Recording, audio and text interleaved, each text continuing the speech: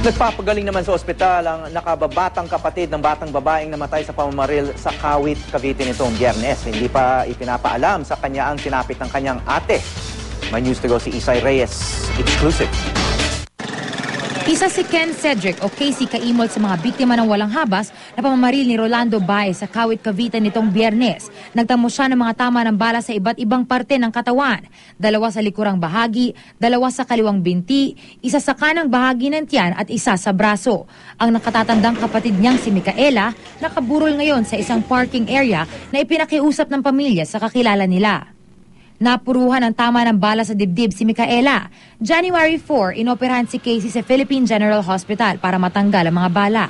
Naging matagumpay naman ang pagkakaalis ng mga ito sa kanyang katawan. Tinahiri ng bahagi ng kanyang bituka na tinamaan ng bala. Bandang alas 9 ng gabi nitong 4 ng Enero, dinala si Casey sa recovery room. Kahapon, inilipat siya sa Pediatric Intensive Care Unit at patuloy na nagpapagaling. Hanga si Alberto Kaimol, ama ni Casey, sa patuloy na pagpapakatatag ng kanyang anak. Malambing daw si Casey at lagi niyang hiling sa ama, huwag umalis sa tabi niya. Sinasabi ko sa lakasan niya, loob niya. Sabi niya, "Oh, Papa, kaya ko to." Tapos gagawin siya. Okay lang daw. Malakas talaga ulo.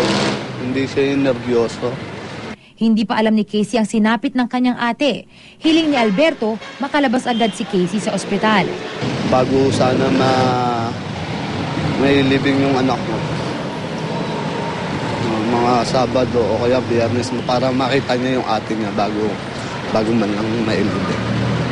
Isay Reyes, GMA News.